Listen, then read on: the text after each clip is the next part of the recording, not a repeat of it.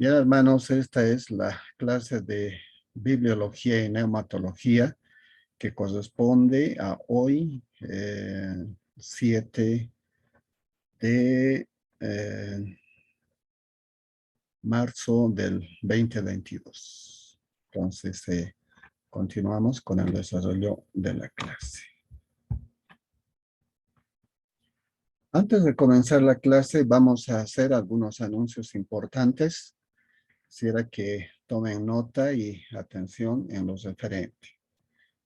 El anuncio tiene que ver con que el examen del primer parcial se va a llevar a cabo el 14 de abril de este año, 2022, a partir de horas 19 a 23. Vale decir que el examen va a estar habilitado hasta esa hora, hasta las 23 horas. No se va a suspender las clases, vamos a continuar nomás. Y pueden activar ustedes vía virtual este examen que viene en tipo test y van a dar el examen y asimismo van a poder verificarlo a la conclusión del mismo. Para este efecto tienen que habilitar una cuenta Gmail para acceder más fácilmente, pero otros ya tienen práctica, directamente ingresan nomás. Se va a utilizar la aplicación Drive y a través de ello es que se va a activar el examen. ¿De qué temas se va a avanzar el examen? Es hasta la clase de hoy, el tema número 6. Entonces, todo eso deben repasarlo conforme están en las diapositivas. También verificar algunos apuntes y para ello van a poder verificar. El examen va a ser sencillo. Simplemente se trata de recordar algunos conceptos y en su caso van a tener que aplicarlo positivamente o negando si es una negativa.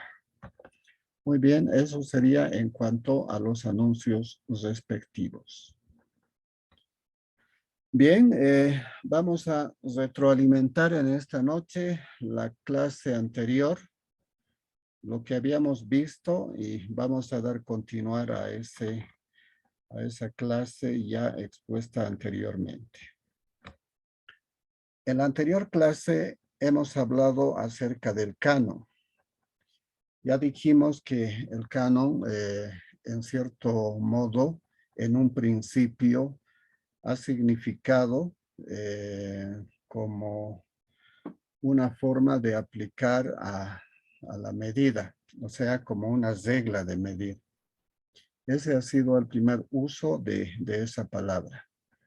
Posteriormente se ha hecho algunos cambios de carácter aplicativo, podemos decir de carácter lingüístico, y se le ha dado otra interpretación.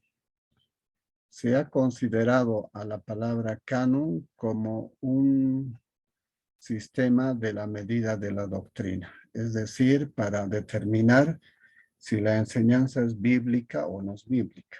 Entonces se le ha aplicado como la medida de fe. Posteriormente, ya en el siglo II, se le ha dado otra aplicación. Concretamente se ha utilizado esta palabra para determinar qué libros son canónicos o qué libros forman parte del canon, qué libros han sido inspirados divinamente y por lo cual ellos son válidos y forman parte de lo que hoy conocemos como las Sagradas Escrituras. Ese es el antecedente de lo que es la palabra canon.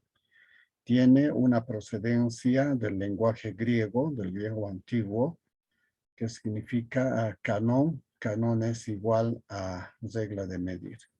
Entonces a esta palabra es que a través del tiempo se le ha ido dando diferentes aplicaciones. Es decir, que la palabra canon en cierta forma ha sufrido un giro lingüístico. Es decir, que se ha utilizado de diferentes maneras.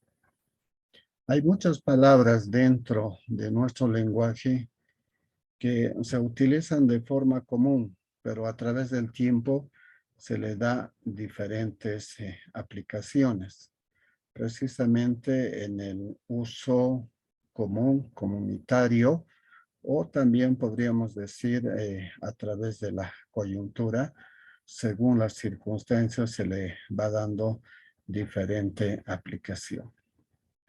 Muy bien, ese es el antecedente de lo que es la palabra canon. Posteriormente hemos visto la formación del canon hebreo, es decir, el canon en el Antiguo Testamento. Y lo que habíamos determinado es que el canon del Antiguo Testamento ha sido delegada a la nación de Israel porque era la nación escogida y por lo mismo tenía la responsabilidad delegada de poder preservar la ley. Y lo hizo muy bien, lo conservó en un contenido fiel, no ha tenido ninguna tergiversación y por lo mismo esta palabra también ha sido reconocida por el mismo Señor Jesucristo. Entonces, la palabra, perdón, los libros canónicos que han sido reconocidos y progresivamente también ellos han sido reconocidos conforme al orden de aparición. Por ejemplo, en un principio apareció el Pentateuco, los 5 libros de la ley. Posteriormente aparecieron los libros históricos, los libros poéticos y también los libros proféticos. Sucesivamente, conforme a la aparición, es que se ha ido incorporando a lo que es el Antiguo Testamento. Un detalle muy interesante en el Antiguo Testamento, hermanos, es que habían también por ese tiempo algunos libros apócrifos.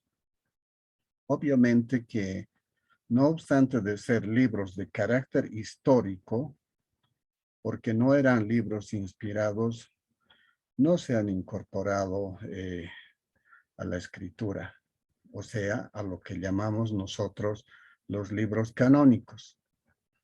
Algunos de esos libros del Antiguo Testamento, por ejemplo, lo que llamamos las batallas de Jehová, que está consignada en Números capítulo 21, versículo 14, no se han considerado como canónicos. Pero no obstante, han tomado algunos referentes para ilustrar, para registrar la idea principal que era lo que Dios había hecho con su pueblo. Es decir, que estos libros, aunque eran no canónicos, pero registraban algunos eventos de lo que hizo Jehová con la nación de Israel. Eran hechos verdaderos, pero no por ello se consideraban como libros canónicos. Esto también, dijimos, ¿no? Nos da la certeza de que la inspiración no es un dictado, sino que el autor utilizaba sus conocimientos, utilizaba su intelecto y su personalidad para poder registrar la palabra de Dios. Entonces, lo que constituía la inspiración simplemente se trataba de una dirección del Espíritu Santo. Esa es la característica y la referencia de estos libros. Hay otros también, como las crónicas de los reyes de Israel y y hay otros también que se nombran, ¿no? Pero que no son considerados como libros específicamente canónicos. Eso por un lado. Por otro lado, también dijimos que el canon del Antiguo Testamento, de acuerdo al registro del pueblo o de la nación de Israel consta de tres partes: la ley, los profetas y los escritos. La ley, también llamado la Torá, los profetas el Nibín y los escritos el Ketubín. El acrónimo de estas palabras, vale decir la Torá, el Nibín y el Ketubín, se resume en lo que se conoce comúnmente como el Tanakh. La T representa la Torá, la N al Nebín y la J al Ketubín. Obviamente dijimos que el idioma hebreo no llevaba vocales, pero al incorporarse las vocales se han incorporado dos. Por lo mismo se lee comúnmente como Tanakh. Entonces, la ley es el libro de la ley, es el Pentateuco, y estos 5 libros, porque tiene la garantía de que fue escrita por Moisés, fue Moisés el que recibió la revelación en el monte Sinaí, y por lo mismo se trata de los 5 libros específicamente determinados como canónicos. Los profetas contienen algunos hechos históricos, y los profetas son el testimonio y la referencia que dieron canonicidad a estos hechos históricos. Entonces, esto se refiere a que en una etapa de la historia de Israel, Dios ha intervenido con su soberana voluntad, y por lo mismo estos hechos tenían carácter histórico, y por lo mismo han sido registrados y han sido considerados como textos canónicos. Los escritos, en este caso los profetas, son los que dan autenticidad a su canonicidad al nombrarlos. Por ejemplo, Ezequiel menciona a Job en Ezequiel capítulo 14, versículos 14 al 20. Entonces hay una referencia en ese contexto. Entonces tenemos tres grupos de libros en el Antiguo Testamento: la ley, los profetas y los escritos. Se ha entendido de esa forma, se ha mantenido como un registro fiel hasta nuestros tiempos. ¿Cómo fueron confirmados los textos del Antiguo Testamento? Vamos a encontrar dos referencias concretas. Primero, la referencia específica está en Esdras. Si van a recordar, el retorno del remanente, cuando Israel fue exiliado, posteriormente vuelve un grupo, un remanente que lo llaman, para poder restaurar lo que Dios había hecho. Tenemos a Nehemías, por una parte, Nehemías restaurando los muros de Israel, Zorobabel reconstruyendo el templo, y Esdras restaurando las escrituras. Entonces, el trabajo que realiza Esdras conjuntamente un grupo de hombres llamados la Gran Sinagoga, coleccionó todos los textos que eran específicamente canónicos. Aunque obviamente hasta ese tiempo, después del exilio, la nación de Israel ya casi había olvidado, indudablemente, al margen de que había otros problemas de carácter lingüístico. Habían olvidado ya en el exilio el idioma hebreo, claro, las generaciones que posteriormente vinieron, y naturalmente tuvieron que ser traducidos muchos de ellos al arameo. Ahí está el carácter confirmatorio, cómo Esdras va restaurando la palabra de Dios. Otro antecedente muy interesante que ha de confirmar también la presencia de estos libros de carácter canónico. No olvidemos que por ese tiempo también ya circulaban algunos libros que eran de carácter apócrifo. Entonces era muy difícil reconocerlos cuando uno recién se estaba informando al respecto. Pero la tradición era de que la ley, los profetas y los escritos siempre han tenido ese carácter de libros canónicos.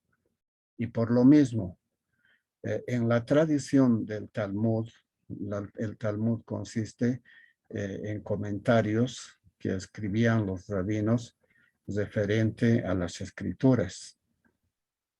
Y es en el Talmud donde también se ha hecho referencia a los textos que específicamente son canónicos. Y por lo mismo, en la misma escritura, en Esdras y externamente en el Talmud, que son comentarios de rabinos, es que también se ha confirmado la veracidad y la existencia de estos libros que son y que tienen el carácter de ser libros divinamente inspirados. Y finalmente, el que le pone, digamos, el punto final a esto, que le da la referencia de verdad, es el testimonio del Señor Jesucristo. De igual forma, si vamos a leer los evangelios, vamos a encontrar que él hace referencia al Antiguo Testamento. Por ejemplo, en Mateo 23:35, cuando habla desde la sangre de Abel hasta la sangre de Zacarías. Prácticamente este referente está haciendo una enunciación de los tres grupos de libros del Antiguo Testamento, vale decir, la ley, los profetas y los escritos. Entonces, el mismo Señor Jesucristo también afirma, y por lo mismo también le da eficacia y le da el sello de autoridad a los 39 libros del Antiguo Testamento. Pero sin embargo, después de Malaquías, en el tiempo intertestamentario, que duró algo más de 450 años, es que se registraron la presencia de algunos libros apócrifos. Aunque la, la profecía estaba determinada en Malaquías de que ese era el último libro, está en el capítulo 4 eso, que era el último libro de la referencia como palabra inspirada y que después de ello ya no tendría que haber profetas, sino hasta la vuelta del profeta Elías, que no es más que Juan el Bautista. Entonces, estos 450 años de silencio ha hecho de que el pueblo de Israel también pueda construir, podemos decir. Algunos hombres construyeron obras literarias de carácter religioso. Entonces a estos son a los que llamamos libros apócrifos. No han sido inspirados, no son textos autorizados y por lo mismo no han tenido ese carácter de ser textos canónicos y textos autoritativos. No han sido considerados así. Y dijimos, aunque la Septuaginta, o sea, la versión griega de la Biblia, porque ha sido interpretada, ha sido transcrita desde el hebreo hasta el griego. Entonces, todo ello ha producido un cambio. ¿Y cuál ha sido el cambio?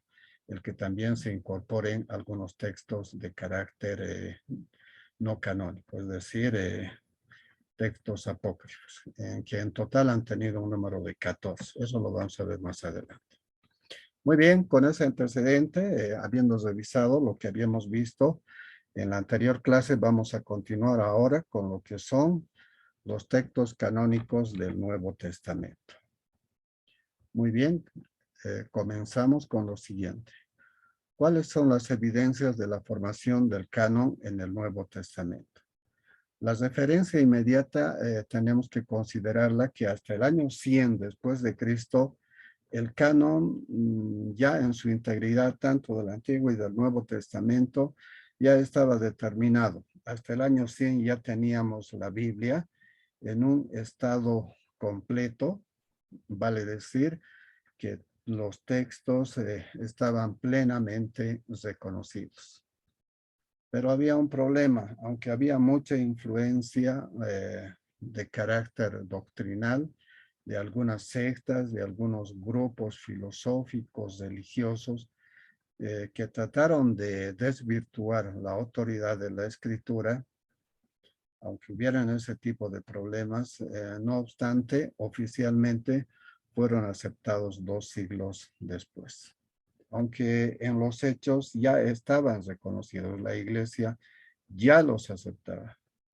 Pero estas interferencias de carácter doctrinal, como el de los gnósticos, por ejemplo, han ocasionado algunas desvirtuaciones en lo referente a lo que son los 66 libros de carácter canónico. Entonces, estos libros fueron reconocidos a medida en que se escribían. Había un reconocimiento progresivo, no fue de una sola vez. Los evangelios, posteriormente los hechos y finalmente las cartas apostólicas. Oficialmente fueron aceptados primero en las iglesias, no tanto así en los sínodos o tampoco en los concilios. Lo que los concilios han hecho simplemente es reconocer lo que la iglesia estaba aceptando. ¿Cuáles son los procesos del canon del Nuevo Testamento? Tenemos que considerar la presencia de relatos tempraneros de los hechos y de los dichos de Jesús. ¿Qué estoy queriendo decir? Que antes que se escriban los 4 evangelios, Mateo, Marcos, Lucas y Juan, oficialmente como textos canónicos, como los evangelios canónicos, ya había algunos documentos, algunos registros históricos que hacían referencia a los hechos y a los dichos de Jesús. ¿Dónde encontramos eso?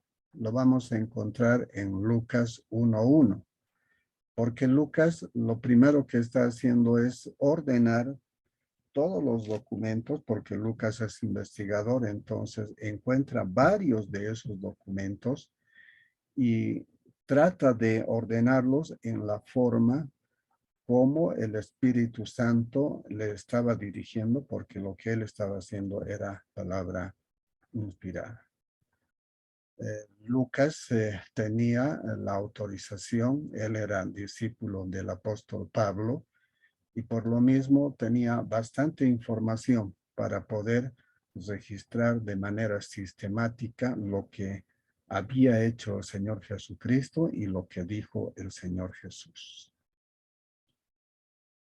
De ellos, solo Mateo y Marcos fueron aceptados en un principio, porque había ciertas consideraciones de carácter, digamos, orgánico, podríamos decir, porque había muchos textos y en cierta forma estaban en desorden.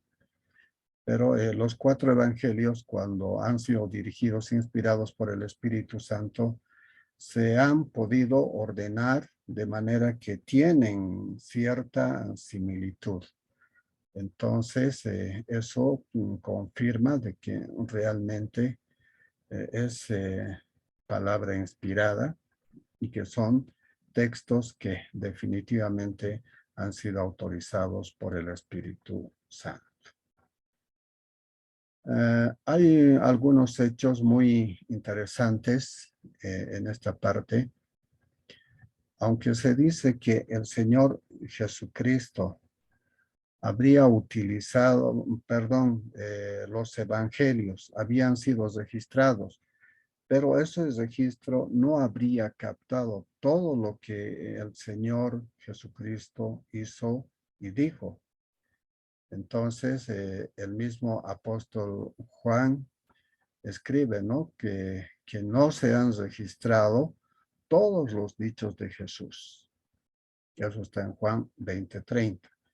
que hay muchos hechos todavía que no se han hecho y por lo mismo habían algunas referencias, algunas enseñanzas de Jesús que no estaban consignadas. Un gran ejemplo de eso es Hechos capítulo 20, versículo 35. Ahí hay alguna enseñanza de Jesús que no está en los evangelios. O sea, eso ya es una primicia, ¿no? O sea, no conocían lo que había dicho en el evangelio, en los evangelios, pero el apóstol Pablo sabía algo más que dijo Jesús que no los registraron, que no están registrados en los 4 evangelios. Es mejor temer a Dios antes, es mejor obedecer a Dios antes que a los hombres. Esto viene en términos de mandamiento. No están en los 4 evangelios. Pero esto como una referencia de que había dichos y hechos de Jesús, como este caso, que no se han registrado en los evangelios. Pero también hubo algunas enseñanzas, algunos referentes de los hechos de Jesús que no eran reales y por lo mismo han sido desechados como enseñanzas de carácter apócrifo. Muy bien. Algunos caracteres que motivaron su reconocimiento. Para el que el texto del Nuevo Testamento sea reconocido, indudablemente ha tenido un sello de oficialidad, podríamos decir, ha sido la instrucción de los apóstoles para que estas epístolas sean leídas y sean difundidas en diferentes lugares. Cuando una carta llegaba a la iglesia de Colosa, inmediatamente también se hacía referencia a que sea transmitida a la iglesia de Tesalónica. Y así, inversamente proporcional, había un intercambio de cartas en esos tiempos donde se leían y se meditaban y se valoraba la enseñanza apostólica de esos tiempos. Las epístolas tenían el mismo rango que las escrituras, vale decir, los 39 del Antiguo Testamento tenían el mismo valor en cuanto se refiere a autoridad en materia de fe y conducta. Entonces se utilizaba tanto el Antiguo Testamento, los 39 del Antiguo, y también las nuevas cartas apostólicas que en ese momento estaban siendo reconocidas como palabra inspirada de Dios. Aquí vemos cómo progresivamente se va formando el canon en el Nuevo Testamento. Primero aparecieron los 4 evangelios. Luego se registra un libro histórico como es los Hechos de los Apóstoles, otros lo llaman los Hechos del Espíritu Santo, y posteriormente la explicación de los evangelios. La explicación de los evangelios se da a través de las cartas apostólicas. El apóstol Pablo se encarga de poner los fundamentos de esta enseñanza doctrinal. Vale decir, toda la explicación de lo que es el plan de redención, lo que hizo el Señor Jesucristo en el Antiguo Testamento en términos de promesa y en el Nuevo Testamento en términos de cumplimiento, son explicados por el apóstol Pablo. Entonces ahí vemos cómo Dios ha ido diseñando todo el plan de salvación. Otro carácter del Nuevo Testamento, del por qué son considerados libros canónicos, es que las iglesias debían creer y obedecer esas palabras. Ahora, una idea cuando se lee un libro es que le pongamos un carácter de idea informativa simplemente. A veces leemos un libro de literatura, entonces lo hacemos para enriquecer nuestro intelecto. No siempre estamos obligados a obedecer o a aceptar sus enseñanzas. Lo que caracteriza a todo ese hecho simplemente es la aceptación o la negación de esa enseñanza. En cambio, cuando se trata de la Biblia, se tiene que hacer dos cosas. Primero, se debe creer y segundo, se debe obedecer. Entonces hay dos hechos evidentes.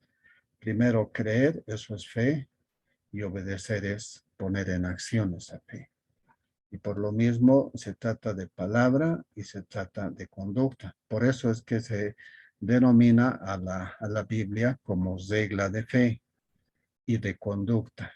Y por ello es nuestro guía, es nuestro derrotero para ver cómo tenemos que dirigirnos como hijos de Dios, cómo tiene que dirigirse la iglesia. Y la iglesia se dirige a través de la escritura. Esa es su norma de vida. Y por lo mismo, ahí también se registra de lo que es la voluntad de Dios. Si alguien quiere hacer la voluntad de Dios, indudablemente que tiene que seguir las escrituras. ¿Por qué? Porque estas escrituras están revestidas de autoridad y constituyen una norma de fe y de conducta para los creyentes. Esas referencias están en 1 Corintios, capítulo 14, versículo 37, Segunda Tesalonicenses, capítulo 2, versículo 15, capítulo 3, versículo 14, Primera Juan, capítulo 2, versículo 1, 7, 8, Apocalipsis, capítulo 1, versículo 3, capítulo 22, versículo 18, 19. Abundante referente bíblico que confirman esta idea de que la Biblia se debe leer, después de leer, creer y también obedecer. Esa es la idea fundamental. Muy bien, posteriormente, este Nuevo Testamento, una vez leídos los escritos apostólicos, una vez leída la carta, tenían la obligación de circular entre las iglesias mediante el sistema de canje. Vale decir que una iglesia recibía una carta del apóstol Pablo, tenía que ser intercambiada con otra iglesia que alternativamente también había recibido otra del apóstol Pablo. Entonces, aunque no se trataban de cartas de carácter personal, porque eran cartas doctrinales, contenían el fundamento, contenían la enseñanza que el Señor Jesucristo había revelado al apóstol Pablo, y por lo mismo tenían esa obligación de ponerse en circulación para que sea conocida. Y hasta hoy estas epístolas siguen siendo estudiadas. Nos sirve de referente para nuestro crecimiento espiritual. Esta referencia acerca de los intercambios podemos encontrarlo en la epístola a los Colosenses, en el capítulo 4, versículo 16. Entonces ahí está también registrado este antecedente. Otro aspecto para considerar la canonicidad del Nuevo Testamento es que las iglesias debían conservar los escritos de los apóstoles para tener memoria. Ahora no olvidemos de que por ese tiempo no había imprenta. Lo que se hacía era transcribirlo en manuscritos, ¿no? Manuscritos de papiro o en pergamino, alternativamente, en el mejor de los casos. Estos materiales, ya habíamos visto en una clase anterior, no tenían mucha duración. Y la única forma de mantenerlo incólume y que no se pierda la enseñanza era a través de la conservación de estos manuscritos.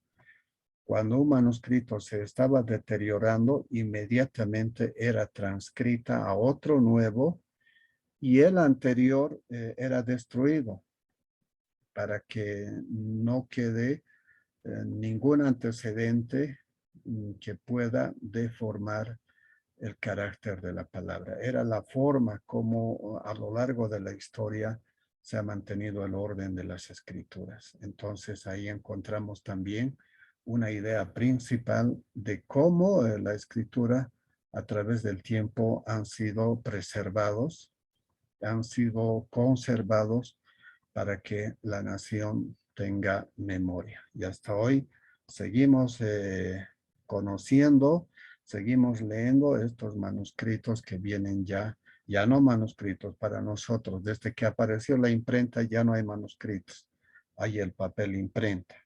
Ahora nosotros lo conocemos en papel imprenta, ya no en manuscritos. Los manuscritos es escrito a mano, ¿verdad? Entonces, ese es el referente principal. Debían ser conservados estos escritos de los apóstoles para que se tenga como una memoria histórica. Otro aspecto, los escritos apostólicos no solo fueron conservados, sino también coleccionados, ¿no? Aquí ya estamos viendo este proceso de la formación del canon en el Nuevo Testamento. Una carta era conservada, pero a la vez debía ser también adicionada a la anterior. De esta forma se iban coleccionando todas las cartas. A medida que pasaba el tiempo, hasta el año 100. Hasta el año 100 después de Cristo es que ya se construyó todo el canon del Nuevo Testamento. Como lo da a entender el apóstol Pedro en su segunda carta al referirse a todas las epístolas que el apóstol Pablo había escrito hasta entonces y equiparlas con las otras escrituras. Entonces, lo que está haciendo es un proceso de colectación, de carta más otra carta y así sucesivamente hasta constituir los 27 textos del Nuevo Testamento. Además, en la misma carta del apóstol indica que las iglesias ya tenían conocimiento de dos colecciones de escritos. La primera, las palabras que antes habían sido dichas por los santos profetas o el Antiguo Testamento. Y dos, el mandamiento del Señor y Salvador dado a los apóstoles, o sea, el Nuevo Testamento en formación. Esto está registrado en 2 Pedro, capítulo 3, versículo 2. ¿Qué está diciendo? Que para ese tiempo del apóstol Pedro, ya había una colección, un reconocimiento de los textos del Antiguo Testamento. Pero los nuevos también eran aceptados, eran reconocidos como autoridad, como palabra de Dios. Entonces, sucesivamente ya el Antiguo y el Nuevo Testamento estaban siendo ordenados y reconocidos en ese aspecto. Otra consideración importante, los apóstoles citaron de los escritos de otros apóstoles. Hay una referencia de cita, o sea, se hace mención a las cartas anteriores y se consignaban en las nuevas que estaban escribiendo. Entonces, lo que hacen los escritores a veces es citar a un autor de otro texto, de otro libro. Normalmente eso lo leemos a los pies del texto, en la parte final de los libros, en letras pequeñas. Ahí está consignada la cita que hace el autor referente a otro autor. Entonces, lo que estamos viendo también que muchas cartas apostólicas hacían referencia a citas de otros apóstoles que ya eran reconocidos como textos autoritativos, como textos inspirados.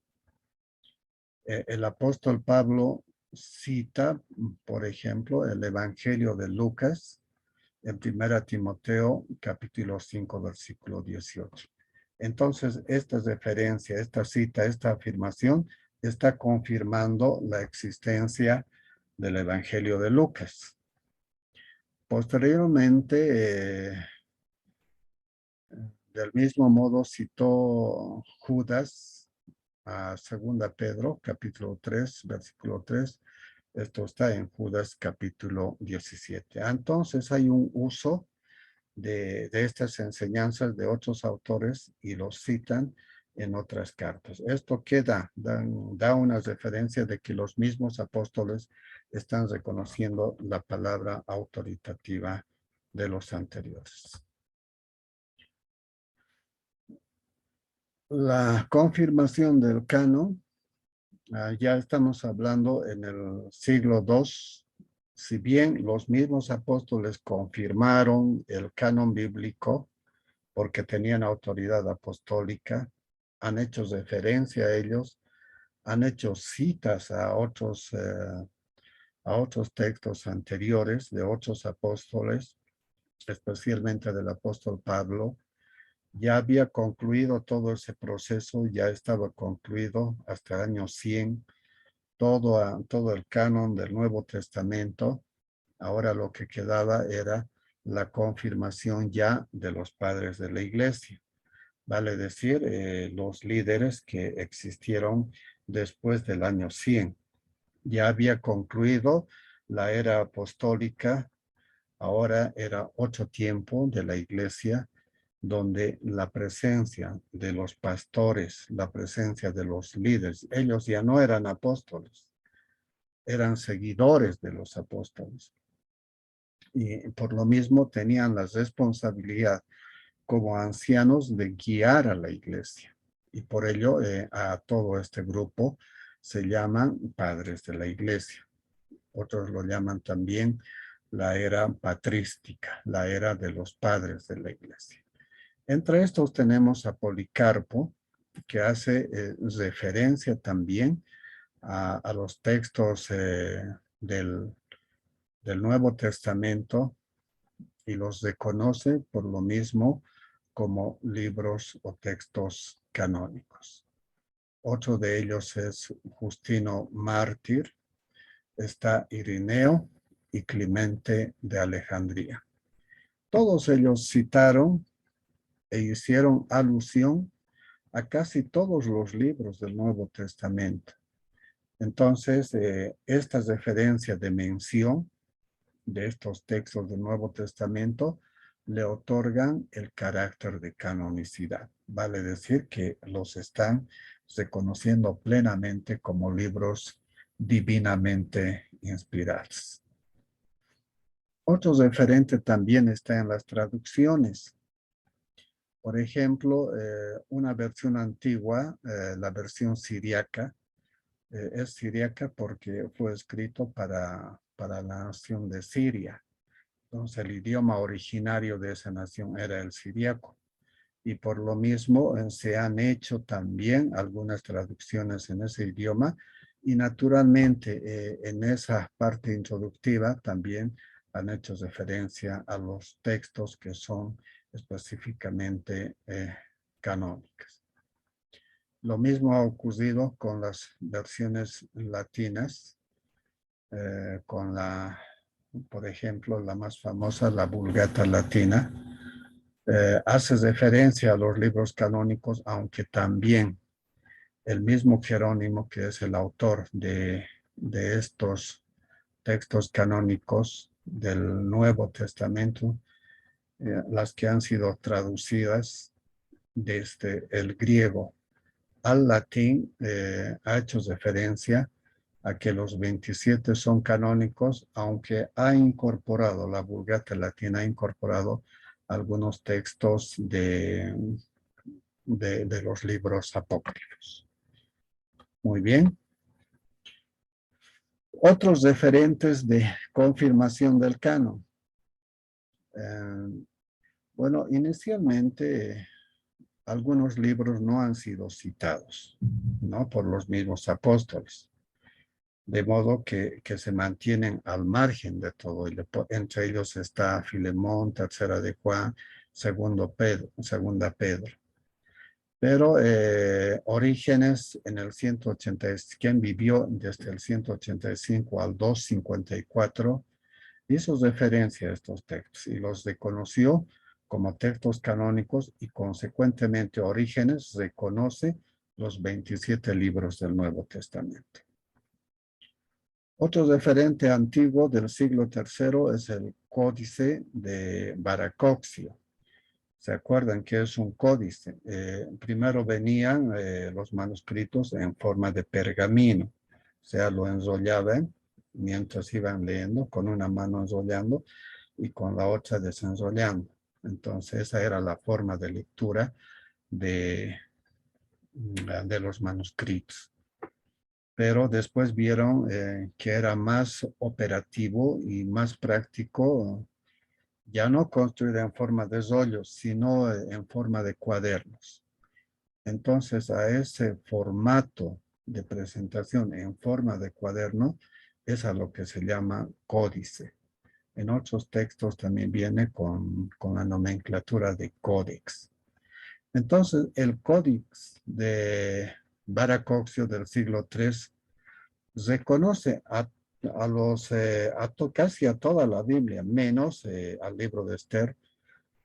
Ignoramos cuáles han sido los motivos. Seguramente han tenido una referencia o una duda de que este libro, el de Esther, no era inspirado. Entonces, este códice no lo incorporó. Ahí están entonces las referencias históricas acerca de los libros del Nuevo Testamento, los que han sido ya considerados como canónicos. Pero las referencias de Orígenes le da una plena afirmación, que son 27 los libros del Nuevo Testamento. Ya concluyendo esta parte del canon del Nuevo Testamento, a manera de conclusión, vamos a hacer referencia a los concilios. Si bien los concilios reconocen cuáles son textos canónicos y cuáles no, pero los concilios no han tenido la virtud de determinar la canonicidad. O sea, ellos no determinaron cuál es canónico y cuál no lo es, porque la canonicidad lo hicieron las iglesias. O sea, son las iglesias las que aceptaron y las que tradicionalmente fueron consideradas como canónicos. Entonces, lo que hacen los concilios en sus diferentes etapas simplemente es aceptar lo que ya anteriormente la iglesia había reconocido como textos canónicos. Ahora, ¿cómo lo ha hecho la iglesia? Indudablemente, esto también es un milagro, porque la iglesia está siendo guiada hasta hoy por el Espíritu Santo. El Espíritu Santo está en la iglesia. Entonces el Espíritu Santo ilumina al creyente para que entienda la palabra de Dios. Y por lo mismo ha sido una forma también de preservar la escritura del Nuevo Testamento a lo largo de los años. Las iglesias y los padres de la iglesia al que hemos hecho referencia son los que progresivamente han reconocido la canonicidad del Nuevo Testamento. Ahora, la tardía incorporación de algunos al canon, por ejemplo, la epístola de Santiago, que ha tenido muchas dudas, porque aparentemente hace referencia a la salvación por obras, pero en el fondo está haciendo referencia a las buenas obras, que es una emergencia de la conversión. O sea que el creyente nacido de nuevo, nace de nuevo ya ¿para qué? Para hacer buenas obras. Entonces se trataba simplemente de una cuestión de interpretación. Con todo, este libro ha sido tardíamente incorporado, pero ya para el siglo II, Orígenes ya había confirmado la canonicidad de este libro y por lo mismo que era reconocida como texto canónico. Muy bien, hasta ahí el tema del canon del Nuevo Testamento. Vamos ahora a ingresar con la segunda parte de nuestra lección. Ya hemos hablado del canon. Canon es regla de fe por una parte y por otra parte también es saber qué libros son considerados como canónicos. Eso va por un lado. Y por otra parte hemos visto la formación del canon en el Antiguo Testamento y también la formación del canon en el Nuevo Testamento. En el Antiguo Testamento la responsabilidad fue de la nación de Israel. A través de sus rabinos, a través de sus maestros, a lo largo de la historia, lo que han hecho ellos es preservar la presencia de esa palabra. Han sido preservados con responsabilidad, como lo había mandado Dios, y por lo mismo nos entregaron 39 libros que realmente son considerados como la palabra de Dios. La nación judía pensaron que ahí concluyó todo, pero había otro proceso después de Malaquías. No obstante de que hubieron 450 años de silencio, vale decir que en este tiempo no hubo palabra profética, no hubo palabra inspirada. Entonces, con los evangelios, después de ese tiempo, recién comienza la segunda parte, pero la segunda parte del proceso de redención. En el Antiguo Testamento, ya dijimos, estaba como promesa y en el Nuevo Testamento como el cumplimiento de esta promesa, ¿no? Entonces, así sucesivamente, progresivamente, se han escrito los evangelios, los hechos y finalmente las epístolas. Hasta el Apocalipsis, hasta el año 100 ya se había construido todo el canon, ya se había formado todo el canon del Nuevo Testamento y con ello todo el canon de la Biblia de los 66 libros. Hasta hoy tenemos plenamente garantizados y tenemos la certeza de que son la palabra de Dios divinamente inspirados y la palabra de Dios que nos enseña la verdadera voluntad de Dios. Entonces, hasta aquí todo el proceso del canon del Antiguo y del Nuevo Testamento. Ahora vamos a pasar a una segunda parte de nuestra lección que tiene que ver con los libros apócrifos. Ya hemos dicho que no todos los libros han sido considerados como canónicos.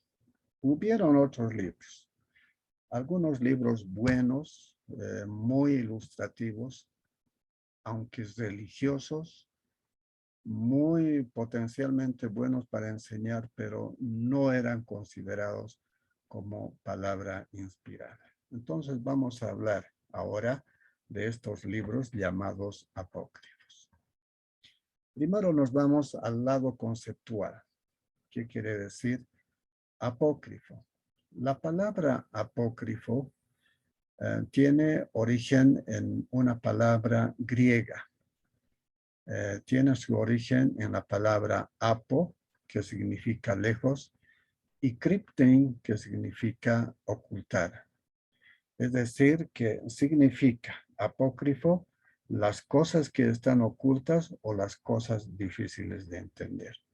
Ese es el carácter de la palabra apócrifo. También podemos decir que su significado más puntual serían las cosas secretas, o sea, las cosas que estaban ocultas. ¿Qué significa la palabra apócrifo o qué significan los libros apócrifos para la iglesia?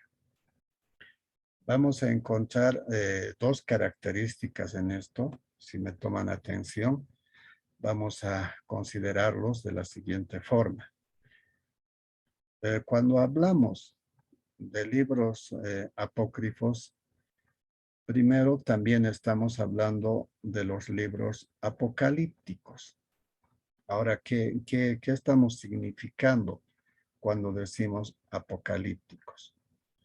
Hay algunos libros que hacen referencia a los hechos que van a suceder, que están relacionados con la historia de Israel.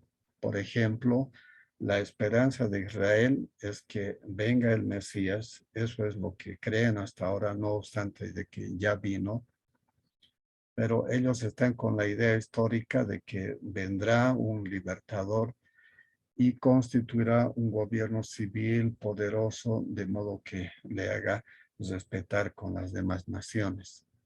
Entonces, hay algunos libros que registran relatos de carácter apocalíptico, que tienen una proyección hacia el futuro. Y muchos de estos textos apocalípticos no son verdaderos, tienen carácter fantasioso, son extremadamente tergiversados en lo que realmente es la carta de Apocalipsis. Ahí sí se registra de forma fidedigna lo que va a suceder con la humanidad en un futuro inmediato o quizás inmediato. No lo sabemos, Dios lo sabe. Entonces, hubieron también en este grupo de apócrifos algunos llamados apocalípticos, que tienen esa característica de relatar hechos que van a suceder en el futuro, pero que no son reales. Por otra parte, también hay algunos libros de carácter religioso que los llamamos heréticos o espurios, porque tienen enseñanzas totalmente torcidas que nos reflejan la enseñanza correcta, la enseñanza doctrinal de las palabras de Dios tanto en el Antiguo como en el Nuevo Testamento. Entonces hay algunos libros heréticos, otros que son espurios, que no han sido aceptados por la Iglesia. ¿Cuándo se ha reconocido oficialmente como textos canónicos? El Concilio de Trento, que se ha realizado en el año 1545 al 1563, imaginarán el tiempo que se ha tomado para ese efecto. En ese concilio, la Iglesia Católica Romana, en respuesta a la sublimación de la Reforma Protestante, declaró a los apócrifos como parte oficial de su canon bíblico. Por primera vez se ha utilizado la denominación de deuterocanónicos, lo que significa añadido tardíamente al canon.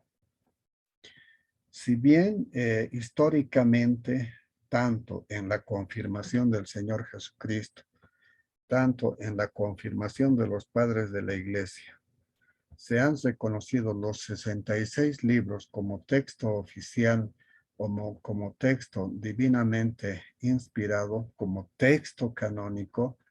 No obstante, en lo referente a los textos apócrifos, había un problema. Entonces, la Iglesia Católica, hasta el Concilio de Trento, estaba con esa idea de si van a ser aceptadas o no, porque habían como unos 14 libros de carácter apócrifo en el Antiguo Testamento, y en el Nuevo Testamento también había otros tantos, más de 14 inclusive, que estaban ahí a la espera de ser consideradas como canónicos. Ahora bien, la Iglesia Católica, para dar viabilidad, para dar enseñanza doctrinal a su declaración de fe, porque hay muchas cosas como por ejemplo la oración por los muertos, etc. Hay algunas prácticas de la Iglesia Católica como la liberación desde el purgatorio hasta el cielo, donde se tiene que hacer alguna obra para que el alma sea liberada. Todos esos hechos Todas esas doctrinas que se manejan en la Iglesia Católica tenían que ser sustentadas. Y naturalmente que no lo sustentaban los 66 libros de nuestra Biblia protestante. No, no hay esa referencia. Entonces, lo que ellos han de hacer para ese tiempo es utilizar algunas enseñanzas de los libros apócrifos. Y por lo mismo, viendo su interés, los han incorporado a los libros canónicos y les han puesto un nombre. Los han llamado libros deuterocanónicos, o sea, libros tardíamente incorporados al canon de la Biblia. Ellos saben que hay 66 libros, pero como no les apoya en sus prácticas de carácter doctrinal, entonces ellos han tenido que incorporar estos libros apócrifos y los llaman deuterocanónicos. Para nosotros, para los protestantes, estos libros deuterocanónicos tienen el carácter de textos apócrifos. Para nosotros no son canónicos, ni parcialmente canónicos, porque es otra característica también de lo que significa la palabra deuterocanónico. Muy bien.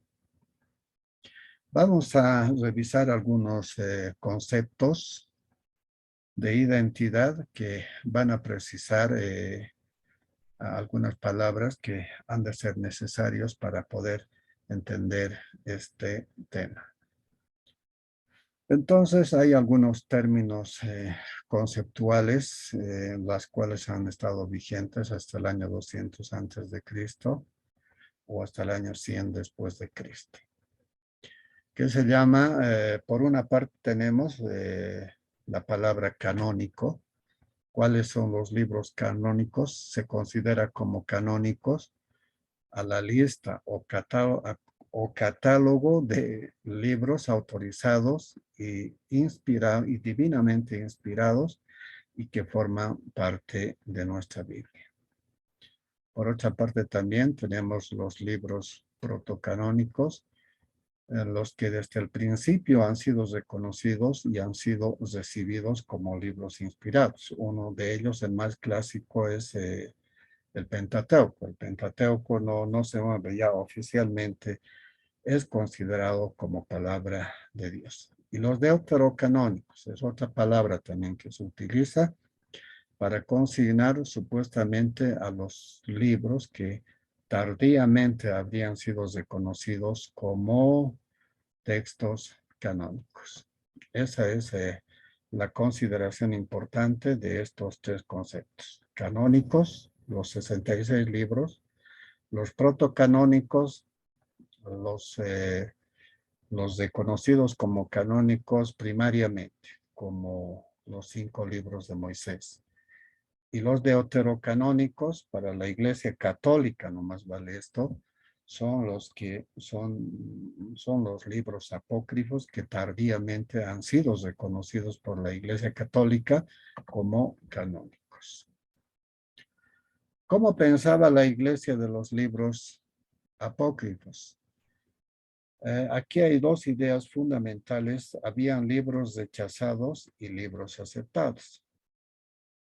Entonces, la actitud de la Iglesia con relación a ellas han sido: los libros rechazados por todas las iglesias son los que se llaman pseudoepígrafes, es decir, que en su extensión ya no han sido consideradas de ninguna manera con la posibilidad de ser tomadas en cuenta como canónicos. Vale decir, han sido consideradas como libros fantasiosos y por lo mismo no podían ser incorporados al canon.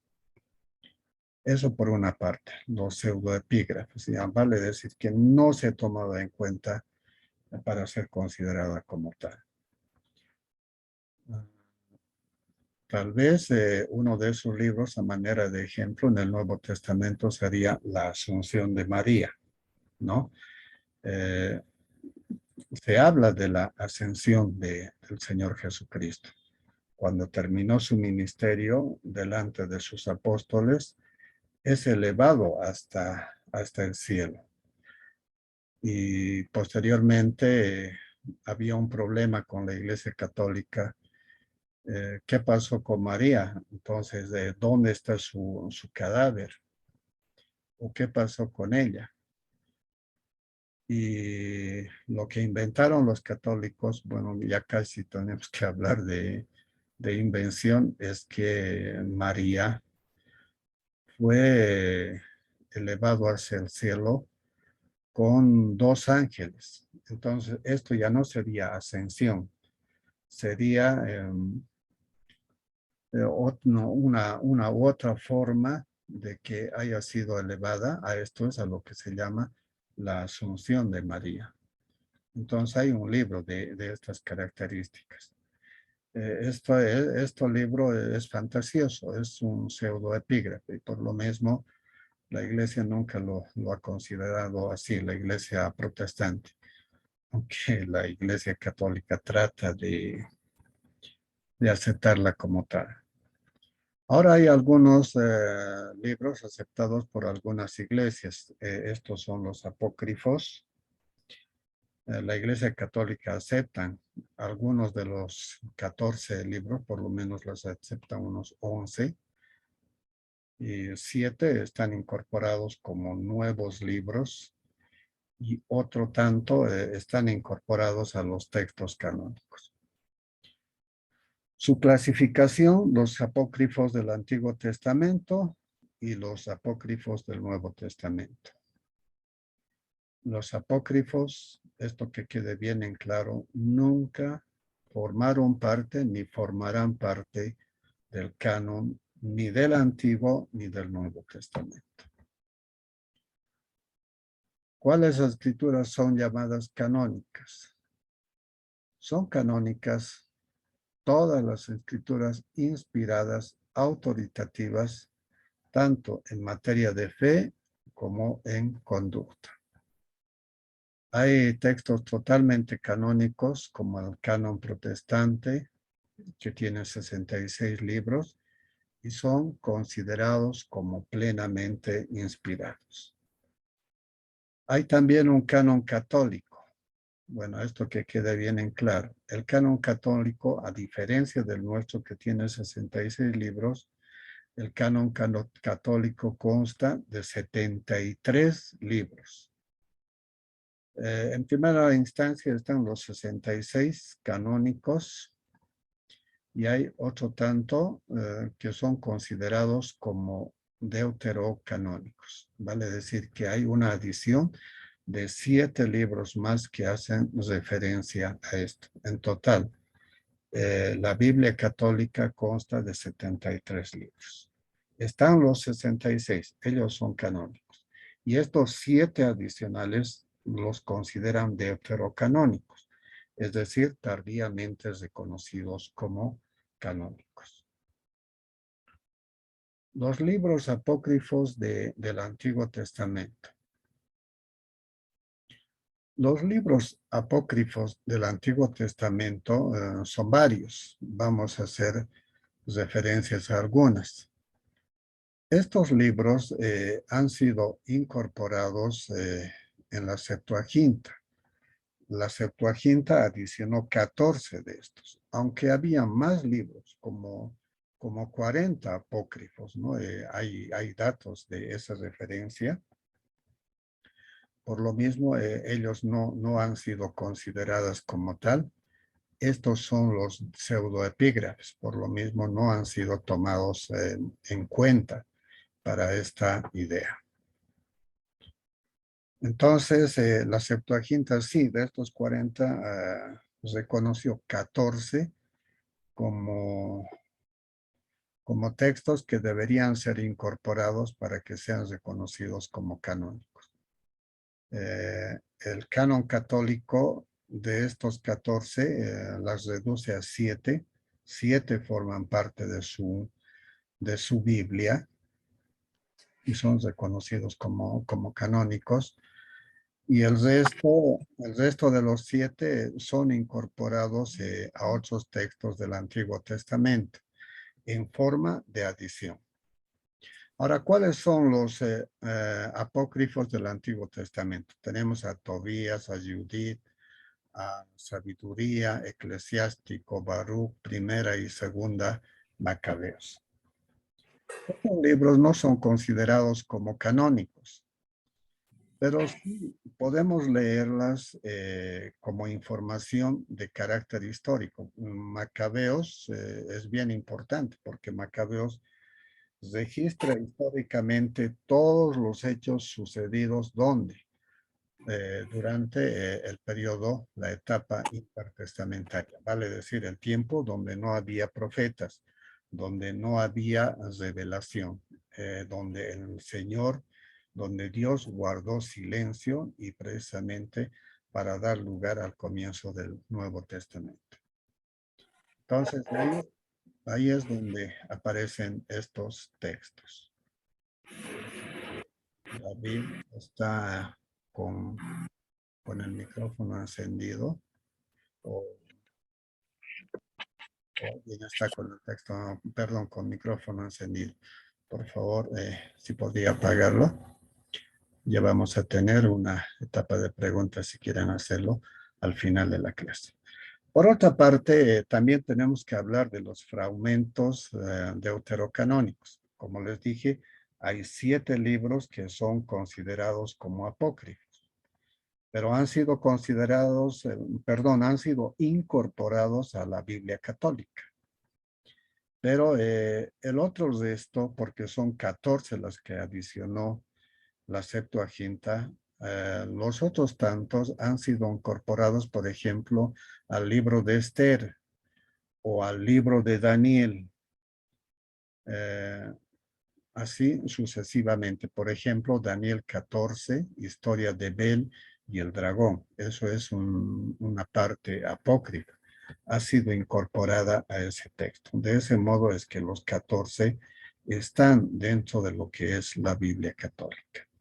Esa parte, estas adiciones fragmentarias no están en el texto protestante, vale decir que no forman parte de nuestros 66 libros. Es una forma también como la Iglesia Católica, al incorporar estas enseñanzas apócrifas, han ido justificando sus doctrinas. Por ejemplo, la historia de Susana, el cántico de los 3 jóvenes en el horno, etcétera, que no tiene nada que ver como palabra inspirada de Dios. Los apócrifos del Antiguo Testamento se dividen en varias características, podríamos decir. Los primeros son considerados como didácticos. Son considerados como didácticos. Ahí están incorporados la sabiduría de Salomón. El eclesiástico es interesante. Casi ha sido incorporado al canon, porque del eclesiástico también se hace referencias hasta en Romanos, ¿no? Pero nada que ver, porque esto es otra enseñanza, es otra doctrina y por lo mismo no ha sido tomado en cuenta. Baruch, carta de Jeremías, Macabeos, son considerados como textos didácticos. Hay algunos míticos, el libro de los jubileos, el martirio de Isaías, Tobías, Judith, adiciones a Esther, el cántico de los 3 jóvenes, la historia de Susana, la historia de Bel y el dragón, la oración de Manasés, son textos de carácter mítico, es decir, no reflejan la verdad de los hechos. O sea, no es palabra inspirada ni revelada por Dios. Hay textos históricos también apócrifos, ¿no? Como la obra de Sodocita, primera Esdras, primera Macabeos, segunda Macabeos. Hay poéticos como los Salmos de Salomón, que está incorporada al mismo Salmo 151. apocalípticos, estos relatos que les dije, ¿no? De eventos futuros. Ahí está Enoc 1 y 2, el testamento de los 12 patriarcas, los oráculos sibilianos, la asunción de Moisés y Esdras, segunda Esdras. Entonces, todos estos son libros apócrifos que están en el Antiguo Testamento. Indudablemente que están clasificados de esta forma: didácticos, míticos, históricos, poéticos y también los apocalípticos. La evidencia histórica de cómo el canon del Antiguo Testamento ha tenido afirmación o vigencia. La verdad del canon se confronta en la evidencia histórica. Primero, el testimonio de la historia judía, el testimonio del Nuevo Testamento y el testimonio de los padres de la Iglesia. Esto le han dado, como ya habíamos dicho anteriormente, eficacia y confirmación acerca de la canonicidad de nuestros textos bíblicos. El testimonio de la historia judía. Los oráculos de Dios son los libros aceptados por los judíos como canónicos. La Biblia judía tenía 3 divisiones: la ley, los profetas y los escritos. Ya hemos hecho referencia a esto, a la Torá, al Nebí, al Ketubim. Posteriormente, un historiador judío, Flavio Josefo, hace una referencia también de lo que son los libros canónicos en el Nuevo Testamento. Hace una lista de 22 libros en el Nuevo y en el Antiguo Testamento.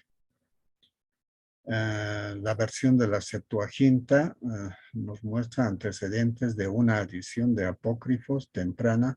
Estas fueron incluidas en los siglos IV o V después de Cristo. En el Nuevo Testamento, esto tiene que ver con el reuso del Antiguo Testamento en el Nuevo por nuestro Señor Jesucristo. Vale decir, a la mención que hace el Señor Jesucristo acerca de los libros que son autorizados, vale decir, que son considerados como canónicos.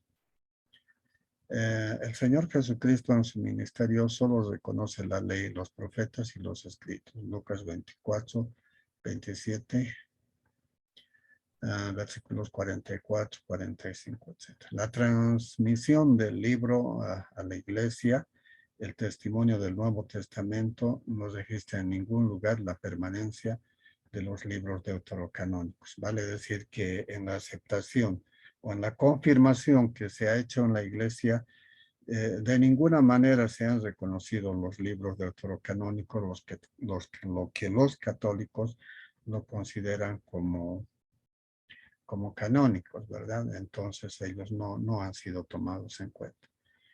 Por otra parte, los apóstoles, ninguno de ellos acreditó la existencia de deuterocanónicos, en acuerdo con el Señor Jesucristo, que reconocen el canon palestino. Vale decir, el canon palestino son los 39 libros del Antiguo Testamento. Los padres de la iglesia, Justino Mártir, no reconoce los deuterocanónicos y ratifica que las escrituras fueron confiadas a los judíos y no a la iglesia, como dice la tradición católica. Una característica de la iglesia católica es que la autoridad para la interpretación está dada a la iglesia. Entonces, con esa autoridad es que han logrado afirmar muchas de sus doctrinas y muchas de sus enseñanzas, quitando autoridad a la enseñanza apostólica original. En la era post-apostólica, Melitón en el 170, los obispos de Sardis declaran que los judíos de su tiempo desecharon los libros alejandrinos, vale decir, los libros apócrifos incorporados en la Septuaginta. Orígenes de Alejandría, solamente se conocen los protocanónicos en su catálogo de libros del Antiguo Testamento. Ahora, en el Nuevo Testamento, desde el siglo I circularon muchos de ellos a nombre de los apóstoles. Vale decir que muchos autores han tenido que utilizar los nombres de los apóstoles para socializar, para divulgar algunos textos de carácter apócrifo. Históricamente se ha encontrado como 50 libros apócrifos del Nuevo Testamento. Vamos a hacer referencia a algunos de ellos. Tenemos los relatos sobre María de los siglos II al VI. Hay otro, el protoevangelio de Santiago, la Asunción de María, a la que ha hecho la referencia, o sea, a la ascensión de María acompañado de dos ángeles. Le dije que eso no se llama ascensión, se llama asunción. Por eso llaman Asunción de María. La natividad de María, o sea, el nacimiento de María. Hechos de Pablo, Hechos de Pedro, los Hechos de Andrés, los Hechos de Tomás, los Hechos de Juan. Todos ellos registran hechos históricos de los apóstoles, pero no son considerados pues como textos canónicos. El Apocalipsis del siglo II, donde se registra el Apocalipsis también del apóstol Pedro. Los evangelios de los siglos I al VII. Hay también algunos apócrifos, por ejemplo, el Evangelio de Tomás, el Evangelio según Hebreos, el Evangelio de los egipcios, el Evangelio de Marcio, el Evangelio de los ebionitas, que era una secta herética, el Evangelio de Pedro, el Evangelio del pseudo Mateo, porque conocemos el Evangelio de Mateo, pero había otro paralelo. Por eso se llama el Evangelio del pseudo Mateo. Han utilizado el nombre del autor. El Evangelio de Nicodemo, el Evangelio de José el carpintero, el Evangelio árabe de la niñez. Entonces, todos ellos registran hechos fantasiosos, creados en la imaginación del autor. Por ello, no son considerados como canónicos. Indudablemente que son textos apócrifos o pseudoepigráficos. Hay otras epístolas que datan del siglo I al siglo IV. Ahí encontramos las cartas de Jesús a Abagaro. Aquí está registrando supuestamente algunos escritos del Señor Jesucristo a otra persona, cosa que no existe. No hay ninguna referencia histórica sobre este hecho y por lo mismo es considerado como un texto de carácter apócrifo. La epístola perdida de Pablo a los Corintios. Bueno, se habla de una tercera epístola a los Corintios. Y aparentemente hay referencias bíblicas de que este texto ha existido, pero hicieron aparecer esta tercera epístola, pero no es la auténtica y por lo mismo no se ha considerado como texto canónico. La epístola de Pablo a los laodicenses, la epístola de Pablo a Séneca, la epístola de Pedro a Santiago. Todos estos textos que aparentemente fueran verdaderos no son considerados como palabras reveladas y por lo mismo caen dentro de ese grupo denominado de libros, epístolas de carácter apócrifo. Vamos a ver algunas referencias de los contenidos de estos apócrifos, las más importantes. Aquí tenemos, por ejemplo, el Evangelio de Nicodemo. ¿De qué trata este supuesto Evangelio de Nicodemo? Hace referencia a un supuesto informe de los actos de Pilato ante el emperador Tiberio en el juicio a Jesús. No sabemos con precisión qué le pasó a Pilato después de la muerte de Jesús. Indudablemente que él ha sufrido una gran conmoción por ese hecho, porque sabía que estaba condenando a un justo, así lo advirtió también su esposa. Entonces, ¿qué posición habrá tomado referente a su emperador? Y por lo mismo, como un informe, se eleva ante Pilato, perdón, eleva Pilato al emperador Tiberio acerca de este juicio. Pero no, eso no es, digamos, considerado como un texto de carácter canónico, o sea, no es inspirada, es apócrifo, sí, pero puede contener alguna referencia histórica. No sabemos con precisión si esta carta fue verdadera o simplemente existió en la imaginación del autor. Entonces, todo esto está contenido en lo que es el Evangelio de Nicodemo. Supuestamente Nicodemo habría escrito de esa forma y con esas referencias. La Asunción de María, de lo que ya les hice referencia, ya he hablado sobre el tema, contiene la remoción del cuerpo de María al paraíso, ¿no?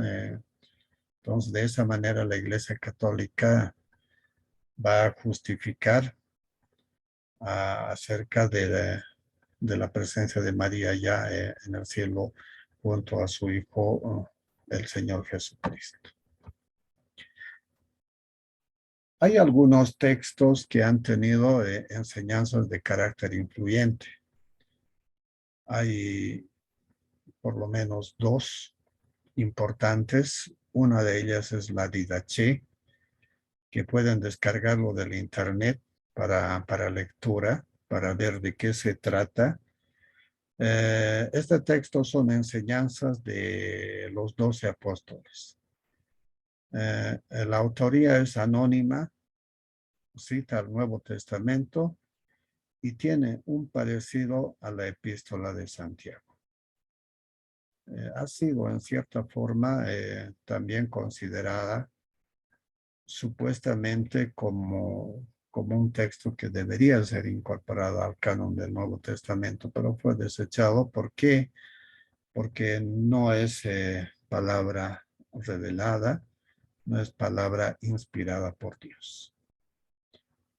El que ha estado más cerca de ser incorporado, ya casi lo incorporan, es el Pastor de Hermas. También está en internet, pueden descargarlo.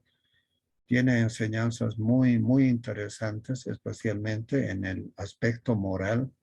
Vale la pena leer y además tiene un gran valor histórico. Escrito en el año 100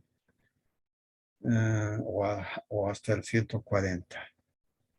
Este libro tiene influencia en la filosofía ateniense, vale decir que utiliza la enseñanza griega de la filosofía griega, pero no con eso pierde esa esencia de ser un texto bastante ilustrativo y tiene mucha enseñanza de carácter moral que nos puede servir para la vida.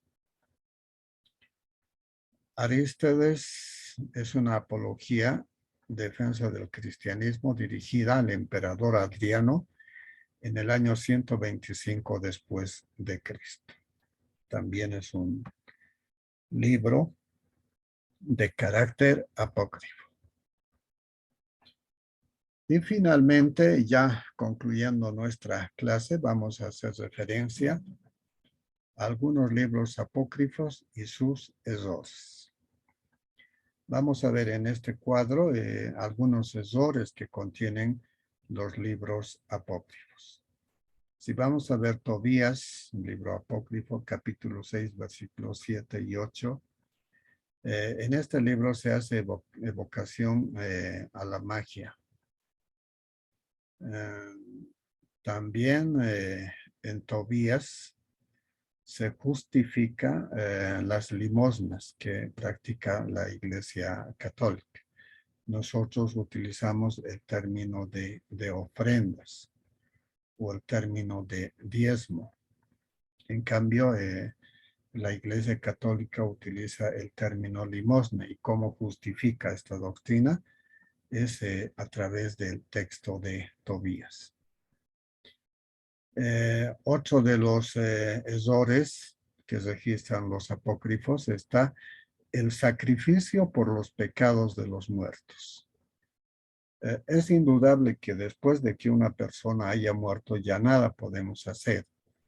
Pero en cambio, la doctrina de la Iglesia Católica justifica este hecho de que hay todavía un sacrificio pendiente por hacer. Pueden hacerlo los parientes que han quedado después de la partida de uno de sus seres queridos. Hay una acción, hay un trabajo por hacer. Esto está registrado en 2 Macabeos, capítulo 14, versículo 43. Otra de las doctrinas que también practica la Iglesia Católica es la intercesión por los que murieron en pecado. Entonces queda todavía como una esperanza para ellos después de la muerte. ¿Y cómo justifican ellos? Con el libro apócrifo de Baruch capítulo 3, versículo 4. Hay otro que está en 2 Macabeos capítulo 12, versículo 45, que consiste en el ofrecimiento de sacrificios de expiación por los muertos. Entonces, se ha utilizado bastante esta doctrina para extorsionar al pueblo, para que se ofrezcan sacrificios por la expiación de los muertos. La única expiación es la de nuestro Señor Jesucristo. No existe otra, pero para la construcción del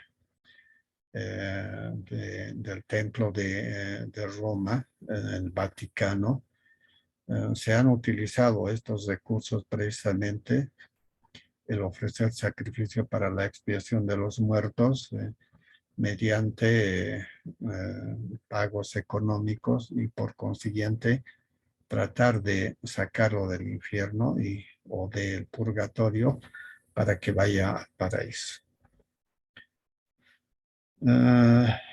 Se presenta el suicidio como muerte noble. Bueno, eso lo justifican también con 2 Macabeos capítulo 14, versículo 42. Esto solamente es un pequeño resumen de los errores doctrinales que manejan estos libros apócrifos. Y por supuesto que por la Iglesia protestante no es aceptada, es considerada como hechos de carácter herético, porque están al margen de las escrituras, pero para la Iglesia Católica es su fundamento. Hemos visto muchas de esas prácticas y de dónde salieron, decimos, ¿no? Salieron de las enseñanzas de los textos apócrifos. Entonces su doctrina no está centrada en la palabra autorizada, es decir, en los textos divinamente inspirados, que son los 66. Fuera de ellos, nada es verdad. Conclusión. Ya concluyendo nuestra clase, mis hermanos, después de un largo momento, vamos a concluir que los libros apócrifos no son inspirados por Dios. Esa es la primera consideración que debemos tomar en cuenta.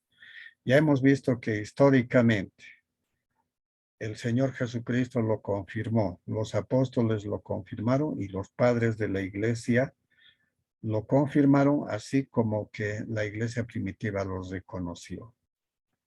Reconoció 66 libros de nuestra Biblia. Los 66 libros de nuestra Biblia. Los demás son considerados apócrifos. Ya hemos dicho que por lo menos dentro de lo que es la Iglesia Católica en su Biblia, por lo menos hay 14.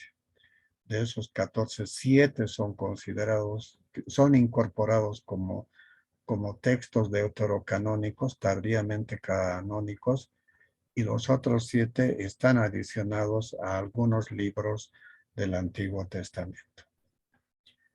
Los libros apócrifos no son inspirados por Dios.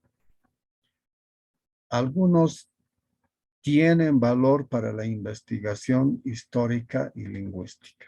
Es obvio que hay muchos textos, no podemos desechar Macabeos. Macabeos no es inspirado, pero sí nos sirve para entender lo que ha sucedido en el tiempo intertestamentario, es decir, en el tiempo donde no existían profetas. Entonces, para ese tiempo sí nos sirvió o nos sirve estos libros, por ejemplo, Macabeos dije, y nos ayuda a una investigación histórica que se puede hacer a lo que ha ocurrido en ese tiempo.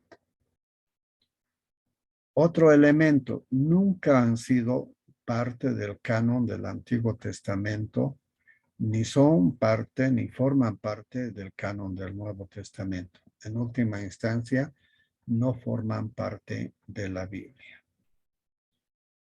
Y finalmente, no tienen ninguna autoridad en materia de fe y de conducta para la vida de los cristianos. No podemos considerar a los textos apócrifos como autoritativas. No sirven para enseñanza de fe ni para la práctica de la vida cristiana.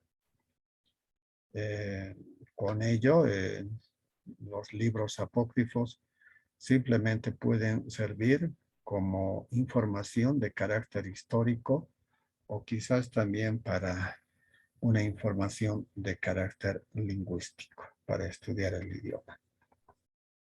Bien, hermanos, en conclusión ya hemos visto nuestros dos temas, el canon del Nuevo Testamento y los libros de carácter apócrifo.